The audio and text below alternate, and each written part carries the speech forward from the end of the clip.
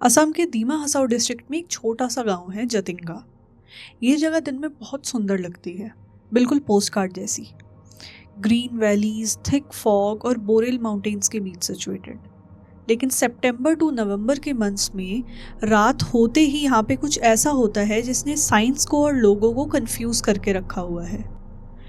रात के टाइम यहाँ पे बर्ड्स उड़ने लग जाते हैं और जाके किसी भी सॉलिड सरफेस से टकरा जाते हैं। लोग इसे बोलते हैं कि ये मास बर्ड्स सुसाइड करते हैं, लेकिन क्या बर्ड्स सच में सुसाइड करते हैं? हाय, आई एम लावण्या और आज हम बात करने वाले हैं जतिंगा बर्ड सुसाइड मिस्ट्री की। एक ऐसी मिस्ट्री जिसने 100 सालों से लोगों को और साइंटिस्ट को कंफ्यूज करके रखा हुआ है। जतिंगा वर्ड का ओरिजिन जेमी नागा लैंग्वेज से आता है, जिसका रफली मतलब होता है pathway of rain and water. ये गांव वैसे तो बहुत छोटा है, लेकिन ये बहुत ही ड्रीमी है। यहाँ के लैंडस्केप्स, वैलीज, माउंटेन्स बहुत सुंदर है।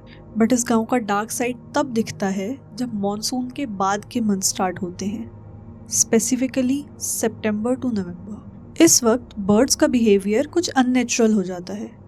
रात होते ही माइग्रेटरी और कुछ लोकल बर्ड्स अचानक आसमान में उड़ने लग जाते हैं और किसी भी लाइट का सोर्स देखकर घरों से, पोल्स से या कहीं पे भी जहाँ पे उन्हें आर्टिफिशियल लाइट का सोर्स दिखे, उनसे जाके टकरा जाते हैं।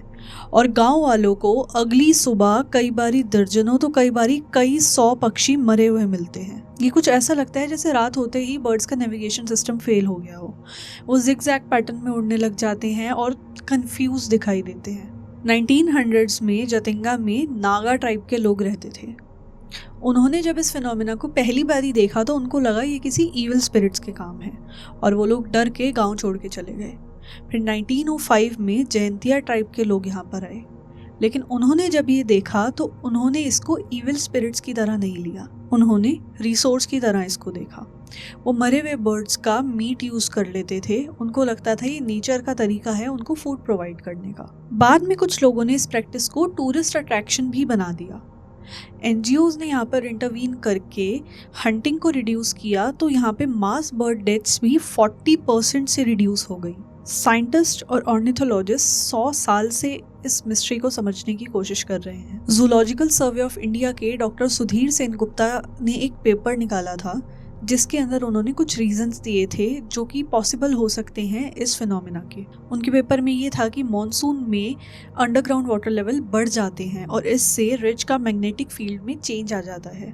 मैग्नेटिक फील्ड में चेंज के कारण बर्ड्स के अंदर जो एक कंपास होता है जो उनको डायरेक्शन के लिए लीड करता है, उसमें थोड़ा अल्टरेशन हो जाता है। मतलब बर्ड्स का इंटरनल नेविगेशन सिस्टम जो है वो हिल जाता है। तो इस वजह से बर्ड्स काफ़ी कंफ्यूज हो जाते हैं और इसलिए ये बिहेवियर शो करते हैं। वो किसी भी आर्टिफिशियल लाइट के सोर्स की तरफ अट्रैक्ट होते हैं और विदाउट नोइंग कि इसका रिजल्ट क्या होगा उसमें जाके टकरा जाते हैं और जिस वजह से उनकी मौत हो जाती है। इस थ्योरी के हिसाब से मैग्नेटिक इंटरफेरेंस इस बिहेवियर को ट्रिगर कर सकता है। कई लोगों को ये थ्योरी रीजनेबल भी लगती है, बट ये थ्योरी अभी तक कंक्लूसिव नहीं है। कुछ कंजर्वेशन एफर्ट्स किए गए हैं जिससे कि बर्ड डेथ में काफ़ी रिडक्शन आया है। फॉरेस्ट गार्ड डिप्लॉय किए गए हैं, लाइट्स को मिनिमाइज किया गया है और विलेजर्स भी बर्ड्स को हार्म नहीं करते।